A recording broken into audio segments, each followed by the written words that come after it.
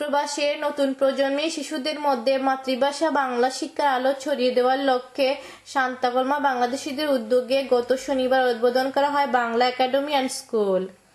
এতে সভাপতিত্ব করেন হুমায়ুন চৌধুরী সাদিক। প্রধান অতিথি হিসেবে উপস্থিত ছিলেন শিশু শিক্ষা বিষয়ক লেখক ও গবেষক কামরুজ্জামান। শান্তাকলমা স্কুল শুরু হয় আনন্দ প্রকাশ করে ছাত্র শিক্ষকরা বলেন, বাংলা স্কুলের অনুষ্ঠান হচ্ছে, আমরা অনেক খুশি। আমরা শান্তাকলমা থেকে বাংলা শিখতে পারবো।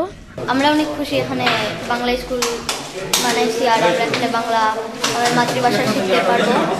এই শান্তাকলমা বাংলা একাডেমি অ্যান্ড স্কুলের মনোনীত শিক্ষিকা হিসেবে নিজেকে গর্বিত অনুভব করছি এবং আমাদের এই বাংলা স্কুলে স্প্যানিশ ভাষার পাশাপাশি বাচ্চারা বাংলা শিখতে পারবে, এর জন্য অনেক আনন্দিত। প্রবাসীর সকল অভিভাবকদের বাংলা শিক্ষার মাধ্যমে নতুন প্রজন্ম গড়ে তোলার আহ্বান জানিয়ে প্রধান অতিথি বলেন, আমরা যারা প্রবাসে বসবাস করছি তাদের শিশুরা আসলে মূলত বাংলা থেকে বঞ্চিত হচ্ছে।